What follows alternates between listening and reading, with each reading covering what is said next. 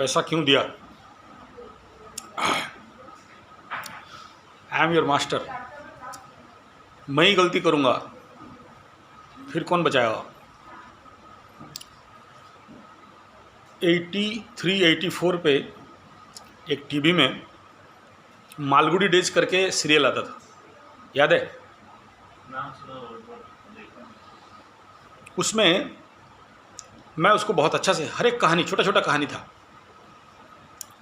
उसमें एक ऐसा इंसिडेंट है कि एक बूढ़ा ट्यूशन टीचर मास्टर एक सरकारी ऑफिसर का लड़का को ट्यूशन पढ़ाने के लिए आता था, पढ़ाता था। मास्टर है, फटा पुराना पहना हुआ है।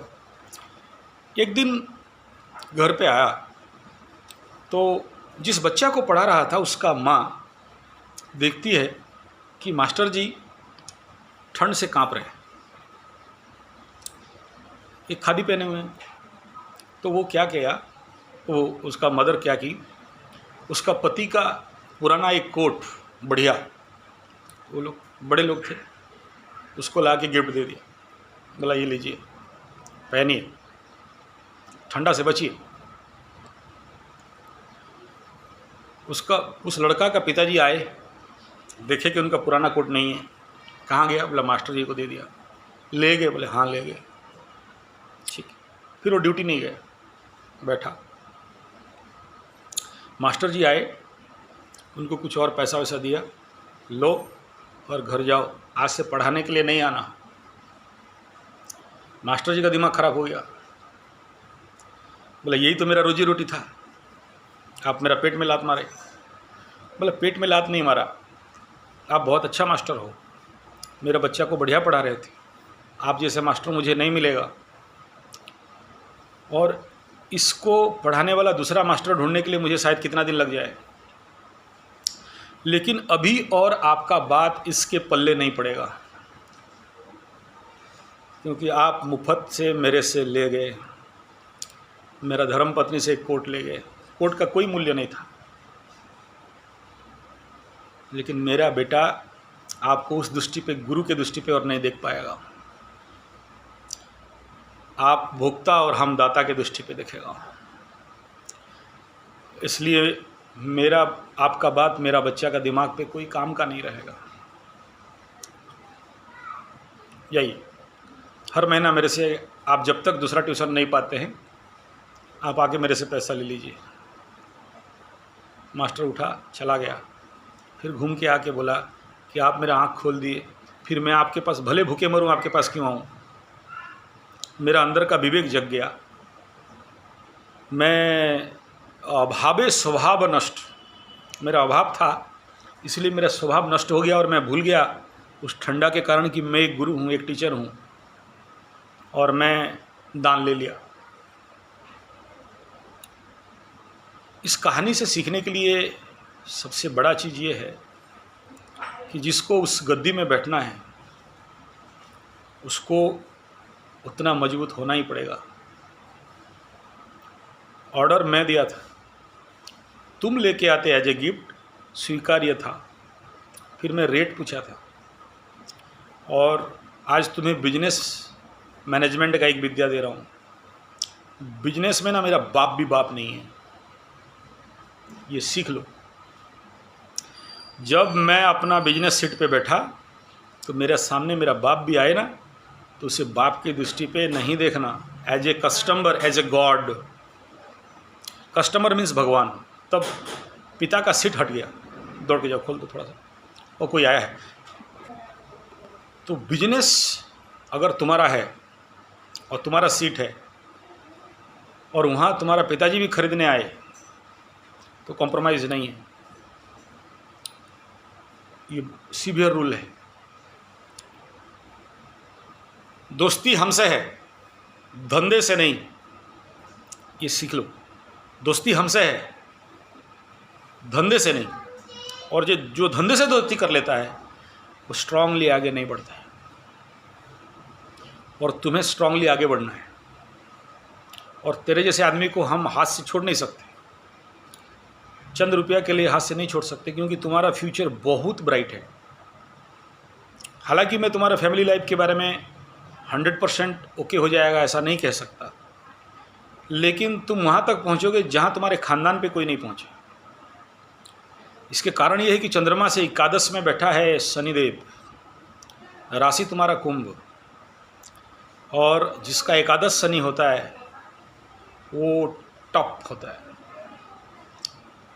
शनिदेव उसको इतना रगड़ाएंगे, इतना भिड़ाएंगे कि उसका चैलेंज में कोई नहीं खड़ा हो सकता।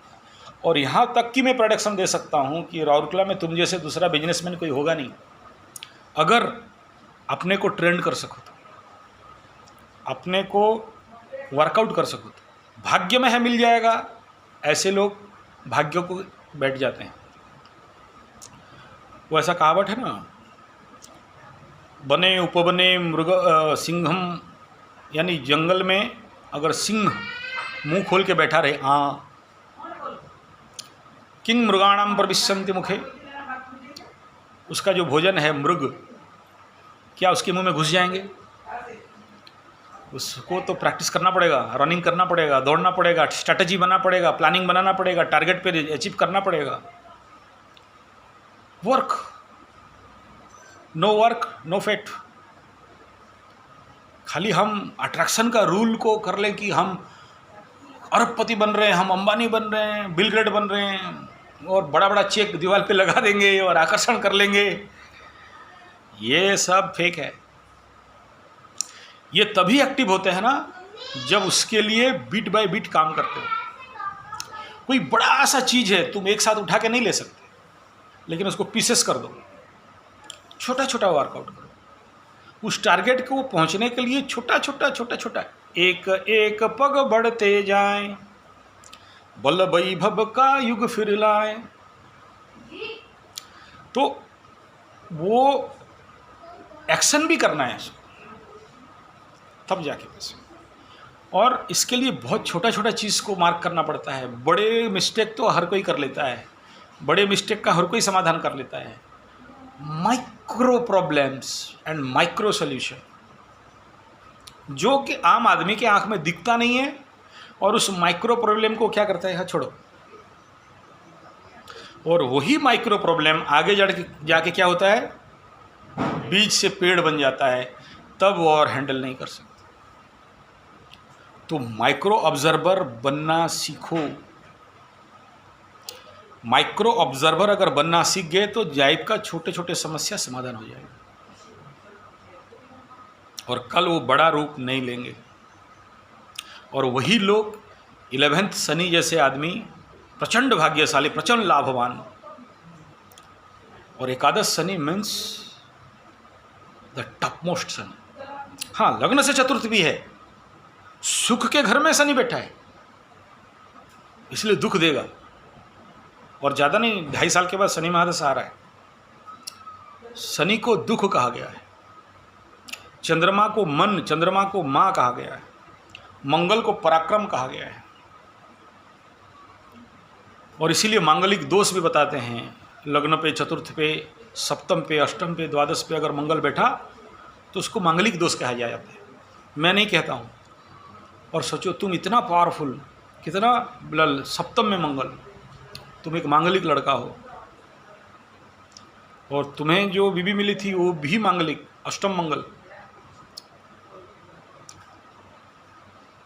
अब इतना पावर एनर्जी तुम्हारे अंदर है कि तुम कुछ भी कर सकते हो, बशर्ते ये तैयारी हो जाना चाहिए कि मुझे स्मार्ट वर्क करना है, नॉट हार्ड वर्क। और स्मार्ट वर्क के लिए ये चाहिए, हार्ड वर्क के लिए ये चाहिए। तो देख लो क्या करना है, और स्मार्ट वर्क सीख जाओगे तो सब कुछ अपने आप सॉल्व हो जाएगा। और हर दिन माँ बाप का उंगली पकड़ के तो नहीं चलना है। माँ बाप की जगह में एकदम सम्मान दो, पूजा करो, प्रार्थना करो, नमस्कार करो, लेकिन तुम्हारा धर्म और तुम्हारा कर्म वो तो तुम्हारा ही है। इसलिए क्या बोला, कल भी वही बात बोला, माइक्रो प्रॉब्लम जिसको तुम इग्नोर करते हो वो कल वार्निंग देंगे और बड़ा चैलेंज बन के खड़ा हो जाएगा। इसलिए सबको नोट आउट करो, स्पेशल डायरी बनाओ। तुम भी जाओ मेरा सीट में देखना, अभी भी डायरी खुला रहेगा।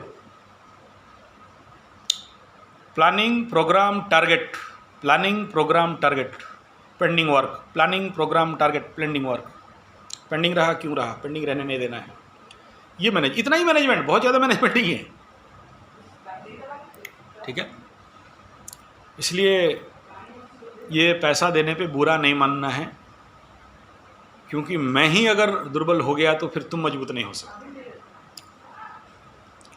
और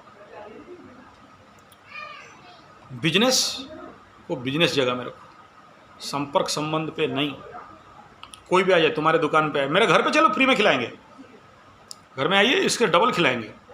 मैं होटल से ला के खिलाऊँ अलग बात है, लेकिन now I am in business seat and you are my customer seat. कोई माफ़ी नहीं, भले आप कितना बुरा मान जाओ। मैं अपने बिजनेस के साथ कोई नाइंसाफ़ी नहीं कर सकता। दोस्त भी आए ना, घर में बैठो, खट्टी मारो, बुला दूँ, राधिका से ऑर्डर करा देता हूँ, मैं पे करके खिला दूँगा। दुकान पे नहीं, कोई मस्ती दुकान पे नहीं, बिजनेस पे कोई मस्ती नहीं। वो दुकान डूबता है जहाँ पर दोस्तों का खट्टी बनता है, माफ़ करना, सॉरी, वहाँ खट्टी नहीं बनना है। खट्टी बने समझते हो ना, जमावड़ा नहीं होना है। इवन तुम्हारे पिताजी भी करें ना तो एकदम स्ट्रिक्टली उठ के खड़ा होना है। तीसरा ये कि ये दुकान कितना सक्सेस देगा, कितना फेल्योर करेगा, वो अलग बात है, लेकिन एक इस दुकान से अगर तुम एक्सपीरियंस गेन कर लो तो होटल ऑबरे और क्या नाम है वो दिलीप राय का hotel, Mayfair, all over world wide hotel खोल सकते हो। स्ट्रेटजी को सीखो। पैसा कमाने के लिए होटल मत खोलो, अभी उम्र भी नहीं हुआ है। एक्सपीरियंस लो, एक एक चीज़ का अनुभव लो, और स्ट्रिक्ट रहो अपने प्रिंसिपल पर, तब बिजनेस सक्सेस हो सकते हो। दसम में शुक्र है, होटल बिजनेस सॉलिड सूट करेगा। दूसरा, बिजनेस चेंज करने की भी आवश्यकता नहीं है, और इसमें पहले एक्सपीरियंस गेन करना है, सुपर एक्सपीरियंस गेन करना है। ये जो भी प्रॉब्लम आज तुम्हारे सामने चैलेंज हैं, चाहे तुम्हारा बीवी का या तुम्हारे डिवोर्स का या तुम्हारा मार पिटाई का या तुम्हारे जो बिजनेसमैन का धोखा देने का, जो क्या पार्टनरशिप धोखा देने का, या जो कुछ तुम्हारा खाना बनाने वाला जो खानसामा है वो भागने का, हो सकता है और भी समस्या कुछ, और तुम्हारा जो पर्सनल समस्या, मन एकाग्र नहीं रहता है, ये सब चैलेंजेस हैं, इनसे सीखना। इसलिए बोला एक डायरी बनाना, हर दिन का समस्या डेट वाइज लिखना, और उसको कैसे हैंडल किया, कैसे डील किया, और उसको कैसे लिया, और हर एक इंसिडेंट क्या वो फिनिश था या वार्निंग था। वो जो भी इंसिडेंट तुम्हारे साथ घटा वो फिनिश हो गया या वो वार्निंग था अगला आने वाला बड़ा समस्या के लिए। इतना स्ट्रेटजी को देखो, और फिर हर समस्या का एक्सपीरियंस, और वो एक किताब हो जाएगा तुम्हारे लिए। आज छोटा लगता है, यू नेवर बिलीव। मेरा ऑफिस रूम पे चले जाना, 90 का भी डायरी ढूंढना, मेरा लाइफ का हर एक प्रॉब्लम के बारे में लिखा होगा। इवन मेरा गुरु मेरे को first day first down block सिखाया ना, तो वो भी वहाँ लिखा है, डाउन ब्लॉक सिखा हुआ। और डाउन ब्लॉक मेरा गुरु जो जो वर्ड में बोले थे उसी को मैंने नोट किया हूँ। एक बार देखा तो तुरंत याद आया। मैं योगा मास्टर सेम जो लिखे थे, जैसे बोले थे, फर्स्ट डे शवासन का क्लास, ऐसा होगा वैसा होगा ऐसा होगा, 13 कैरेक्टरिस्टिक्स आज भी लिखा है। 1981 का डायरी है, हालांकि उस समय मेरा हैंडराइटिंग बहुत अच्छा नहीं था, लेकिन आज भी लिखा है। वो डायरी है मेरा ऑफिस में, बहुत पुराना, एकदम कागज़ ऐसे करने से पड़ता है, पुराना खाता टाइप में बनाया था डायरी। कुछ डायरी मेरा ख़राब हो गए, लेकिन फिर भी सेफ जोन पे है, तो मेंटेन ए डायरी अगर आगे बढ़ना है। और बिजनेस, फिर एक बार कह रहा हूँ, बिजनेस को बिजनेस रखना, किसी को इंटरफेयर होने नहीं देना, कोई नहीं, even your wife also, even your father and mother and friends, even if अगर ज़्यादा वर्ड बोलूँ तो इवन योर सेल्फ ऑल्सो। तुम भी अपने बिजनेस के साथ और अपने गले के साथ बेईमानी नहीं करना। होता है, ये मेरा ही तो पैसा है, ले लेता हूँ, नो, कोई अधिकार नहीं है। You are just only trustee, business is in its place and you are separate from that business but you involve in that business. अगर ये तुम्हारा इस आइटम का मनी है, इन्वेस्टमेंट मनी है, तो उस आइटम का इन्वेस्टमेंट मनी है, उसके साथ न्याय नहीं करना है। प्रॉफिट तुम्हारा है, लेकिन वो जो मूलधन है उसमें तुम्हारा कोई अधिकार नहीं, उसके साथ नाइंसाफ़ी नहीं करना। ये था तुम्हारा बिजनेस के लिए जो बातचीत।